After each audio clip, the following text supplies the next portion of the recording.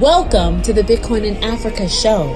From Dakar to Dar es Salaam, from Cairo to Cape Town, we are the voice of Bitcoin in Africa.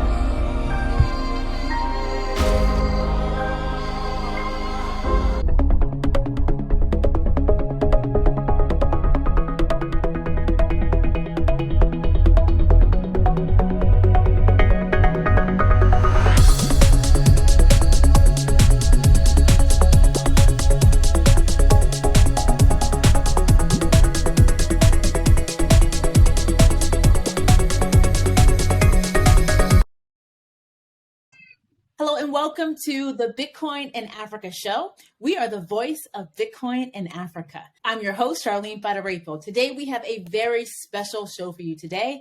We've done a special episode on the banknote crisis that is happening in Nigeria and how it connects to Bitcoin.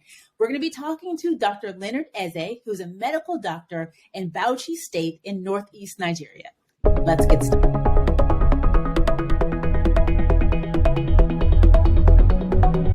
Good afternoon to those joining us in the United States, and good evening to those joining us in every country across the beautiful continent of Africa. Thank you so much for being here with us today. This is the Bitcoin in Africa show. My name is Charlene Fadirepo, and we, of course, are the voice of Bitcoin in Africa. Today is Tuesday, February 7th, 2023. The price of Bitcoin is $22,000, $22,978 per coin. Seems like we're holding at the $20,000, holding steady at the $20,000 mark. And as we always say here, Bitcoin is still on sale, so you should be stacking your sats and earning your sats and spending your sats. Before we get started, I want to tell you a little bit about the Bitcoin in Africa show.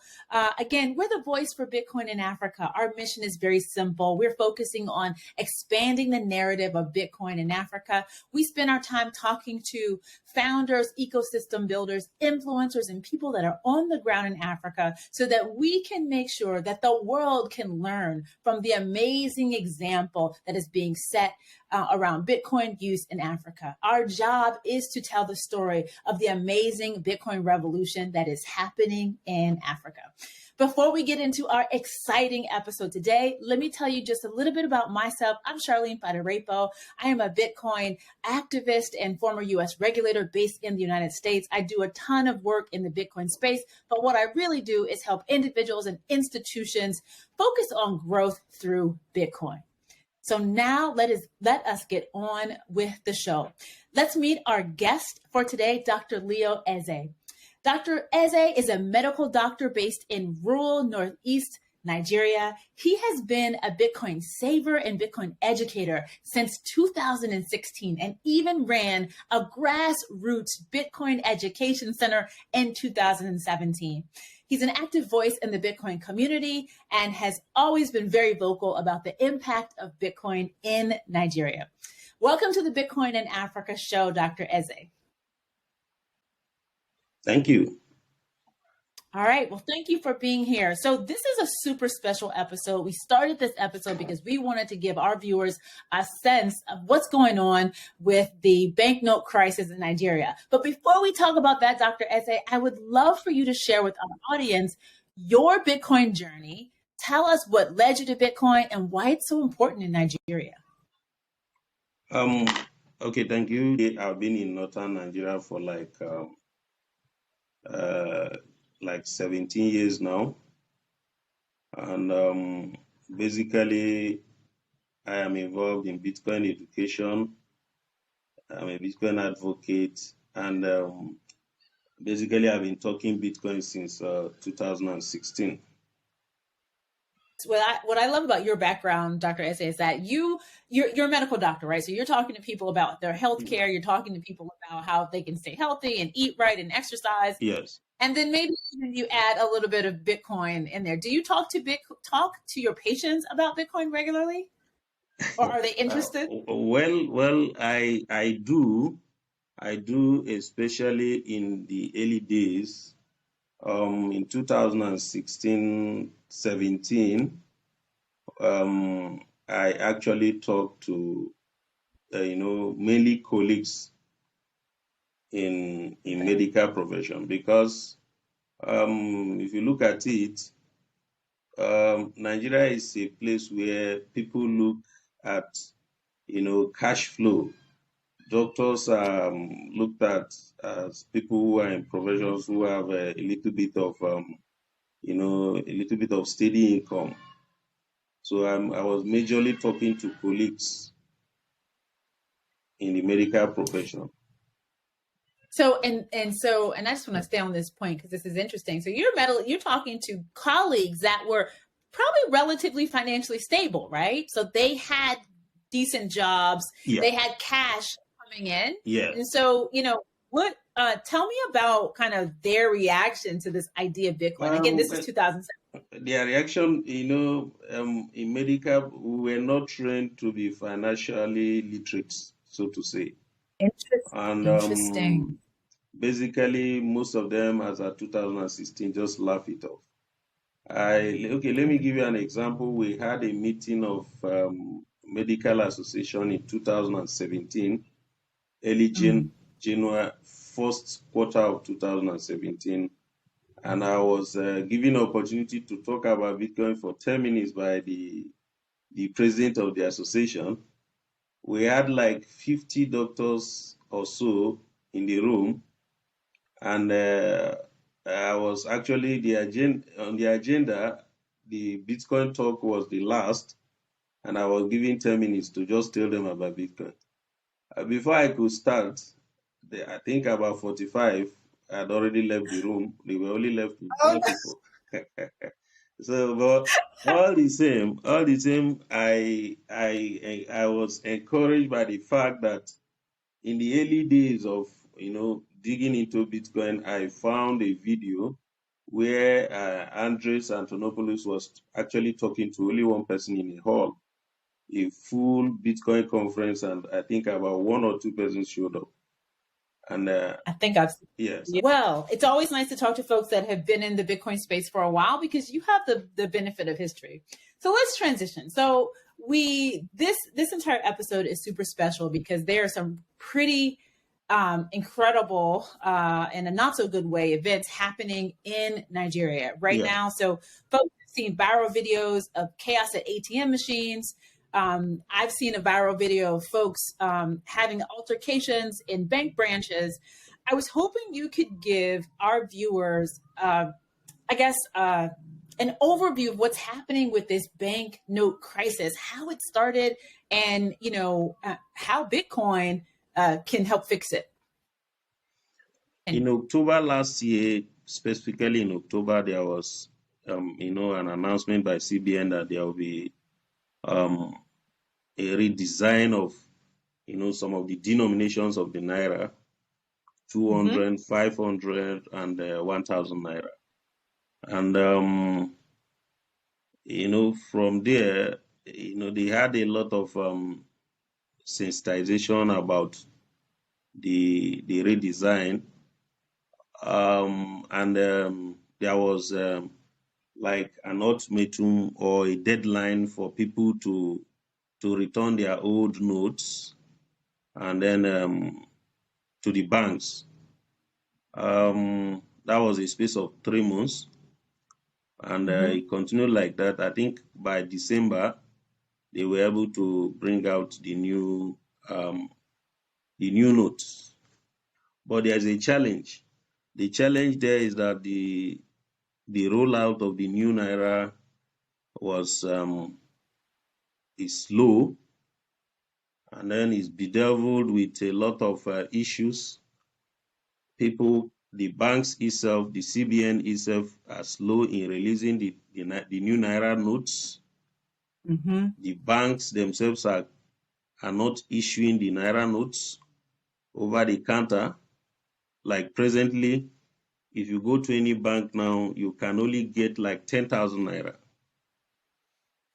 Right. So they had ATM limits. So they issued limits on how much money you could take out of the ATM, right? Okay. How much money you can take out of the ATM? You can actually take 10,000 naira per day in most ATMs. 10,000 naira, I think that should be like $18 or thereabout Yeah. per day. So Yeah. this has aggravated the whole situation, and then the scarcity of the old Naira note itself.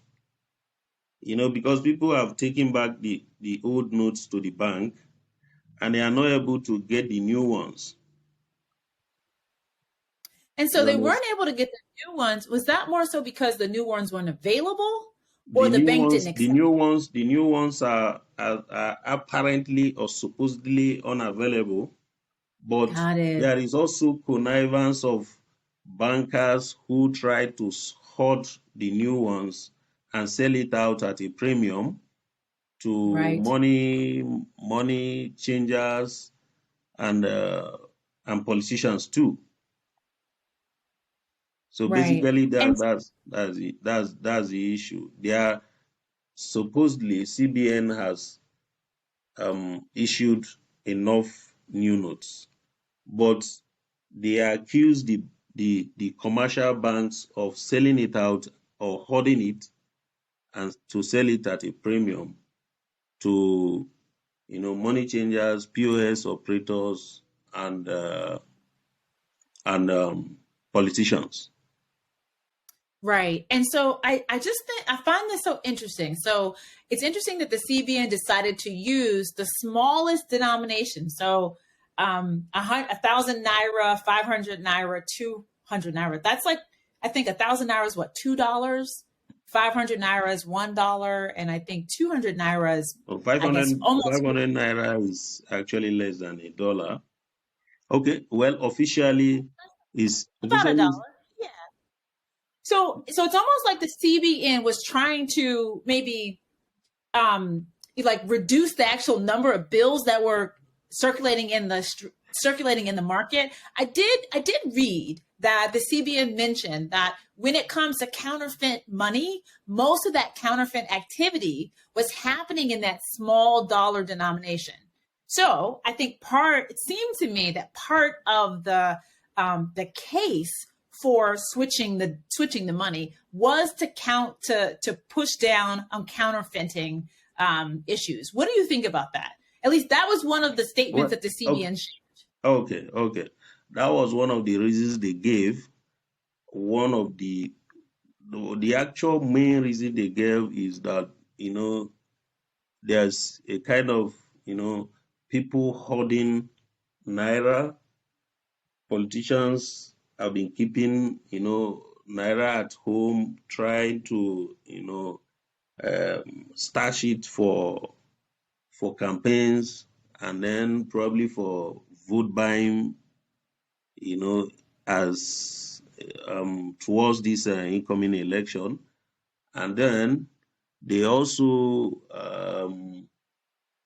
actually give the reason that they want to curb insecurity, that there's a lot of kidnapping, and kidnappers they demand cash too. ransom. Yes, in ransom they demand cash. So a lot of cash in circulation are outside the system. So Yeah, and I read. that's one of the. Yes. So I thought that was interesting. So I'd not. So apparently in Nigeria, 85% of the currency in circulation exists outside of the banking system. So that's significant. Yes. And that's the significant problem. I also read that, I mean, this idea of changing money, this is not novel. Central banks do this around the world. Yes. They always, in the United States, they upgrade money. I've never Yes. heard of a central bank Actually, discontinuing 10. But okay. just one more thing. Like what was interesting is that I read that Nigeria has not changed its money in 20 years. So we've had the same currency look and feel and design for the past 20 years, which kind of goes against what usually happens in other countries. Yes. Yes, for close to 20 years, they've not changed or redesigned the naira. And I think globally, it should be like every 5 years or thereabout. Exactly. Every 5 years. So there were, So there were actually genuine reasons for this naira redesign. Yeah. But you know, everything here, Nigeria not an exception. Most developing countries and most African countries have this problem of inefficiency in whatever they want to do, lack of planning, or probably a lot of sabotage, and then people are also angry that this is not rightly timed. That's interesting. Because it's coming in at a time where there are lots of, the naira is already devaluated. There's a lot of hardship, a lot of fuel, fuel scarcity is biting hard. That's and right. Then you bring in this naira redesign and causing, Dr. Leo, so many things. So the Central Bank of Nigeria decided to redesign their denominations. Not a big deal. Most central banks do this. They typically do it every 5 years. However, the Central Bank in Nigeria has waited 20 years before they decided to redesign their legal tender. Okay, so they decided to redesign their legal tender back in October, but they also said that you cannot use, they gave the country a 3-month window to use the old notes. So they basically said, after this 3-month period, you cannot use these old notes. And so you might be thinking to yourself, well, why would they do that? Well, according to the Central Bank of Nigeria, they were having an issue with counterfeit money, and those counterfeiting issues were showing up in the smallest denominations, right? 200 naira, 500 naira, 1,000 naira. So these are like 1,000 naira is like $1. So the smallest, 1,000 naira is $2, 500 naira is $1, 200 naira is roughly 50 cents. So these are the smallest denominations of money. The idea was that if we get rid of those smaller denominations of money, then there's a lower probability of counterfeiting issues. But what the CBM didn't account for was the fact that there were not enough new notes circulating in the system to satisfy the needs of the Nigerian people. And of course, when folks don't have cash to live their lives, you get chaos. And that's exactly what's happening in Nigeria right now.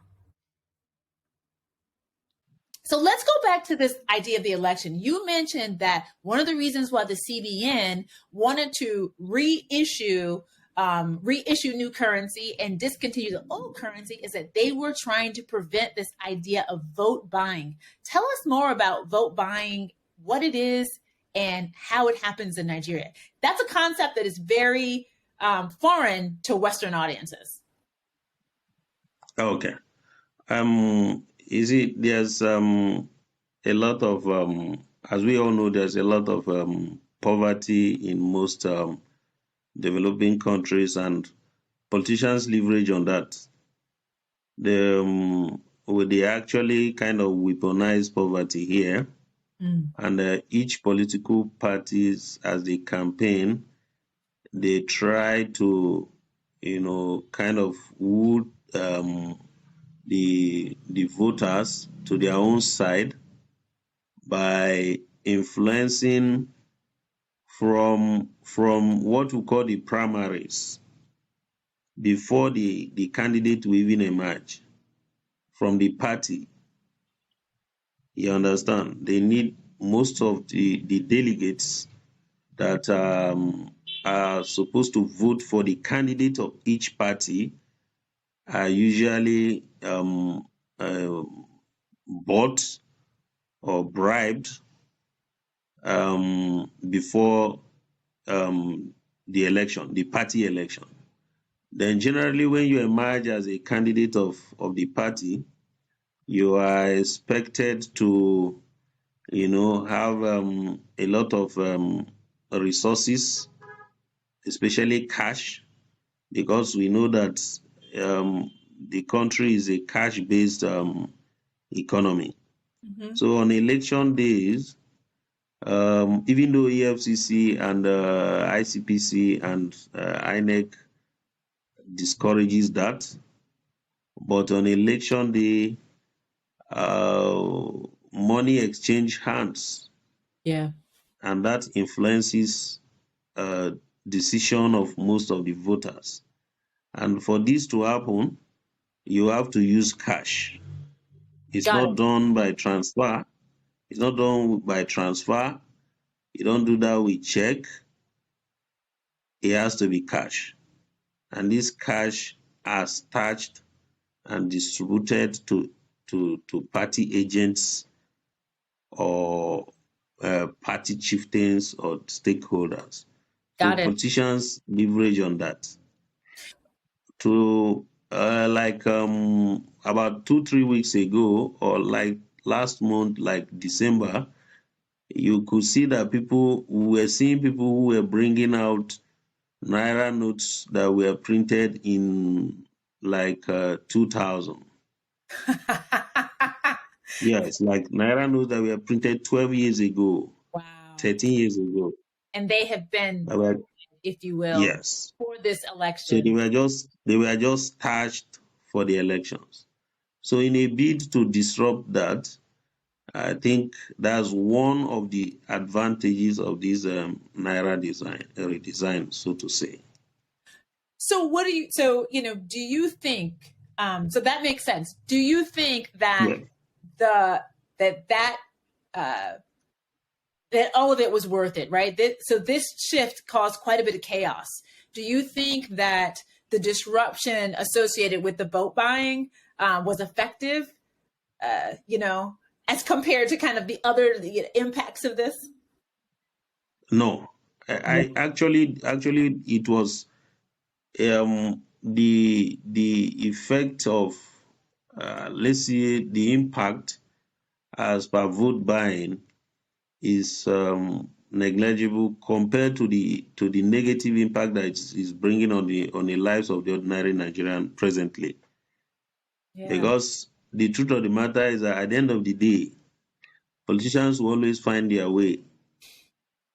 They are the ones that are actually now paying premium to get the new notes, the new naira notes. So somehow, one way or the other, they will still get, the new naira notes to do whatever they want to do, vote buying and the rest. Yeah, I mean, but the impact that it's having on the ordinary Nigerians now is just so alarming.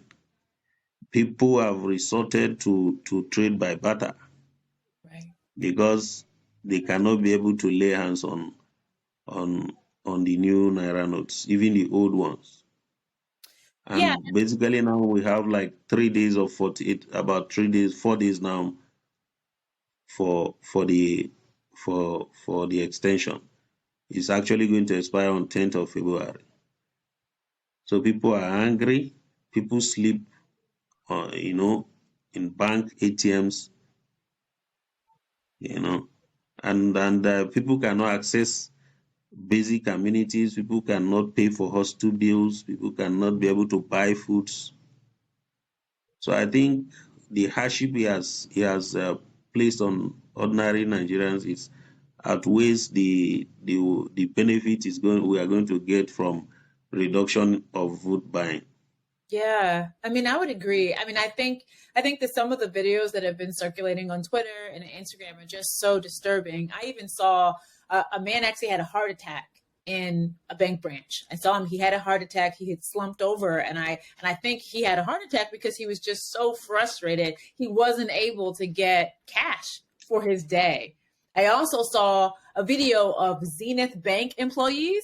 They were trying to leave, and they were obviously in danger because there were consumers that were angry, rightfully so. I don't think the world understands what it's like to not be able to get your own money. It's one thing if it's borrowed money or loaned money, it's your own money. And it is your own. Yeah, that's the part. And then in some families, cash is the only means of exchange transfer. So in other countries, you could do cash, you could do credit, you could, you have options. But for some folks, it's only cash. So if you don't have cash, how are you going to live? Yes, it is. It is only cash. Okay, let me give you a scenario. Presently, where I'm talking to you now is like 200 kilometer to the nearest bank. Yeah. There is like what we call local governments here, like a district of close to 700,000 people without any banking infrastructure. If 700,000? yes, if I want to go to bank now, I have to drive for like 2 hours to get to a bank Yeah. from here. Yeah. And that's the part that, to me, in 2023, when we have Bitcoin, that's the part where I And struggle with. yes, and people are not seeing that, Yeah. So let's talk. but Let's we are gradually getting there. Mm. let's transition. Let's talk about Bitcoin. So, have you Yes, encountered people where you can, where this bank note shortage has created an opportunity to have a conversation about Bitcoin? And can you give us any yes, examples about lots that? of I mean, them. are people looking for solutions, and are you offering Bitcoin as a solution? I say that I have lots of people who have suddenly realized that the money they think is in their bank is not their own. But Exactly. that's what we've been trying to say over the years. But you know, in those days we used to read about Cyprus, Venezuela, Argentina, and the rest, and it looked like more like theory. But practically, we are getting it, and each and every one of us can see, especially some of my friends can see, that the money you think is in the bank and is your own is actually not your money. It's not your money. I Yeah. have a, yes, I have a friend who went to the bank about 2 days ago, and he was Mm. actually told that his name is not actually in the database of the bank, and What? he was having close to $3,000. We are And not his saying that name he should was not not withdraw on the it. records? Yes, his name is not on the record in a major Nigerian bank. So, and he was like, Yeah. my brother, I said, well, I have continued to preach this over the years that when you see banks, it's more like, a debt. Fiat currency is more like it's a debt system. It is not your money. So it doesn't belong to Yeah. you. The government can seize it at any time, and it may get to the level that you'll be told that, well, it's not possible for you to take this money. Yeah, exactly. Um, So a lot of people and are actually keen into that and waking up to the realization that, look, it is very clear that these papers or this currency or this money, so to say, is not actually our own. And that's a big plus to Bitcoin. right. I mean, to me, this is the perfect use case for Bitcoin, right? If you Yes, had your wealth stored in Bitcoin, you would be looking at the people trying to get Naira, but your money is in Bitcoin in your wallet, and it's yes, not affecting you, right? You have full custody of your Bitcoin, and you're not even impacted by the exchange rate of the Naira to the dollar. It doesn't matter because yes, your money is denominated in Satoshis. That is the yes, part that, to me, makes so much sense for people. And to your point, I hope everyone is waking up. I think this is a hard lesson to learn, but so be it. I want to talk a little bit about, you mentioned earlier that Nigerians are paying a premium for their money. Can you talk more yes. about that? Yeah, explain this idea of paying a premium for money is probably really foreign for Yes, people. yes. Can you explain a little bit more about that? Okay. The because of the scarcity of the new naira, even the old naira, um, stakeholders like POS operators and even banks pay, demand like a percentage for you to get percentage to be paid to them for you to get the required amount of, okay, like if you want to withdraw 5,000 naira, Yep. yes, you can be given like 3,500. So basically you're now paying like 10%, you're losing, or so to say, 10%, 15% of the money. Got Naira, it. in naira terms. So this scarcity, this banknote scarcity, has created a market where people are Yes, profiting yes, from the reduction yes, of the notes, and that's horrible. Like, yeah. yeah, wow. And do you and so is it merchants that are paying that premium or charging that premium or No, both? the merchants are charging, like they are charging exorbitantly, so to say. Like Right. POS operators, bankers do that, banks do that too. Yeah. Banks And do there's a that too. and I think like the distinction, every bank or point of sale operator, they're going to have a transaction fee, and that's one thing. But what we're talking about is price gouging. That premium, a 10, 20, 30% premium, that's price Yes, gouging. And that is yes. unethical and just gross. I'm really disgusting. Mm. But there's no reason for it to stop, to be honest, because as those banknotes become more scarce, people will pay. Yes. People need to pay because they need to access basic, uh, you know, facilities, basic amenities. They need to pay for hospital bill, you know. So they Yeah. don't, they have no, they don't even think about it, they just pay. In fact, Yeah. So there are actually people who come to hospitals these days and they are in emergency, but they don't have money to pay. so what happens in that situation if In you that situation, needed? I had we step in and get some like if we have some consumables and we'll just offer services and then we'll wait to see if they can be able to source for the money.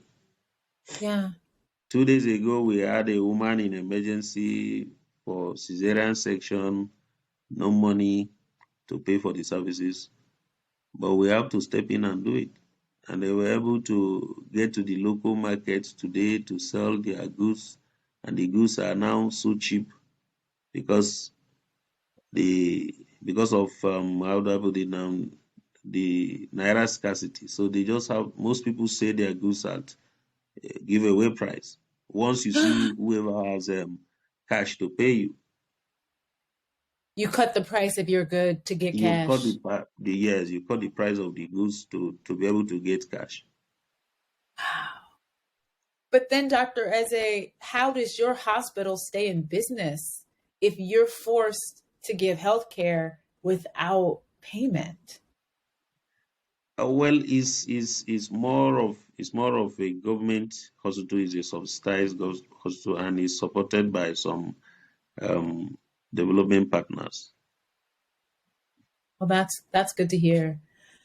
Yeah, Yes, I mean, yeah, the downstreams effect of this are just terrible, right? So, but to your point about people cutting the prices of their goods, so you have folks just not even being able to earn the yes, income that they've been used to. yes. Like goods people cut as of today in local markets here. People were cutting prices up to 50% Oh, wow.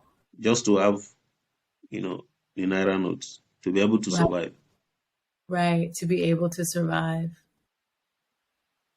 Yeah. Um, yeah, I want to transition. I read a statement by President Buhari, the president of Nigeria, and he said he asked Nigerians to give him 7 days to resolve the cash crunch, and he also blamed banks. He said this is the problem. This is because banks were inefficient and they are only concerned about themselves. What do you think about that statement? Doesn't feel like there's a lot of accountability there. Well, I think the statement is unfortunate because globally and in Nigeria too. Yeah, I think there is a candidate that may be able to try to pull us a little bit out of the woods. But infrastructurally, economically, and all aspects of all spheres of development, the country is on a cliff. I also think that the candidate who is more like tending towards campaign of how do Nigeria become productive. Our problem is actually that we are almost like a consumptive economy, where yes, an economy where you use more than close to 98% of your income to service your debt, and leave nothing for capital expenditure. Yeah, and as I always tell people, government is the only business that can only be run that way, where your income, your expenses far outweighs your income, and you're still surviving. I don't think there's any other establishment that can ever survive like that. Nope. And we are not a productive economy, and I believe that we have a candidate who can be able to pull us out of the woods. Yeah. So well, we are used to we are used to the promises, and we've been having such promises even in other sectors of the economy, and it has always been promises upon promises. He had a meeting today with the relevant sectors, and the governors were also trying to see him, and he actually rejected meeting with the governors. Yeah. The governors, yes, the governors are bent on further extension How of could you not extend it? At this point, like it's almost, unless you, I mean, I don't know. How can you not extend the time that people can use those notes? There's not enough new notes. So what are people supposed to do? I was just saying, I'm not really sure they have that many options at this point. And not talking to the governors of your central bank, that's not helpful. Yeah, I just is a tough situation. It is, and it's a couple of weeks before, I would argue, the biggest presidential election in Nigeria, probably one of the most important ones. Is there a candidate that you believe will benefit from this chaos at all? Let me just give folks a quick rundown. So, of course, when it comes to the Nigerian elections, there's Peter Obi, who is seen as an outsider. He's the candidate from the Labour Party. A lot of young folks like him, a lot of Bitcoiners like him. There's Bola Tinubu. He's from the APC party. He's actually the same party of President Buhari. Yes. Okay, I'll just mention that. Then there's Rabia Kwankwaso, the NNPP party, and then Atiq Abubakar from the PDP party. So, Dr. Eze, out of those four options, if there was there one presidential candidate that you think would be most pro Bitcoin and maybe even best for Nigeria? Yes, I think the candidate of the Labour Party will be more pro Bitcoin. Why? Looking at the candidates, all the candidates is a bit how do I put it now? More economically enlightened. And let's even take it this way. He will be able to assimilate information concerning Bitcoin if he becomes the president. The rest are more of the old order. Right. The old guard. Yes, they are of the old order who believes in more in fiat and even though the Labour Party candidate too is more of a Keynesian economist and principle, but he will be able to gather people who are progressive minded, and bearing in mind that he has a more youth oriented campaign. Indeed. And Bitcoin itself is being driven in Nigeria, in Africa, by the youths. So I think he will be more favorable to Bitcoin. Indeed. All right. Well, one last question, Dr. Eze. Thank you so much for taking us through the horrible banknote shortage in Nigeria. Where does Nigeria go from here? Given this tough situation, what's your hope? How does Nigeria transition out of it? What do you hope to see in the next 3 months? Or what changes? Okay. Well, in the next, I think, we are tough people, and we are used to a lot of, let me not use harsh, a lot of crisis, and we adapt a lot. So I think in the next 3 months, there will be a lot of issues on ground. The country may experience some unrest because presently there's a lot of tension and a lot of cities, a lot of security is almost on alert in Lagos, in Kano, in Kaduna. So in the build up to this election, there will be a lot of uncertainties. But definitely, at the end of the day, I believe there will be election, and the president will emerge. And at the end of the day, we will also keep on with the struggle.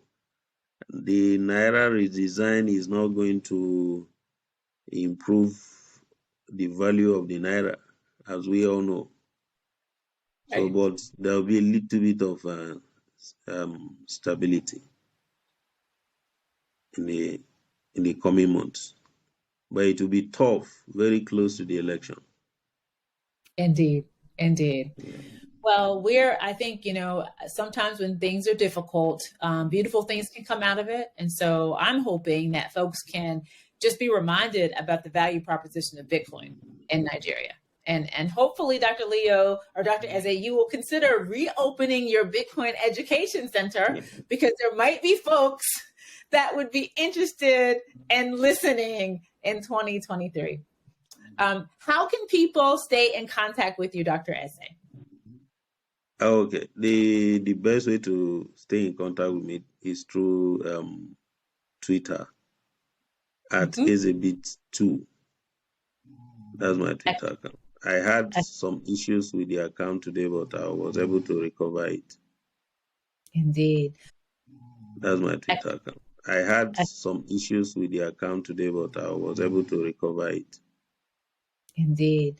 Well, thank you, Dr. Eze, for your time here at the Bitcoin in Africa show. I appreciate your ability to break this down for our audience. I think this is yet another fantastic use case for Bitcoin.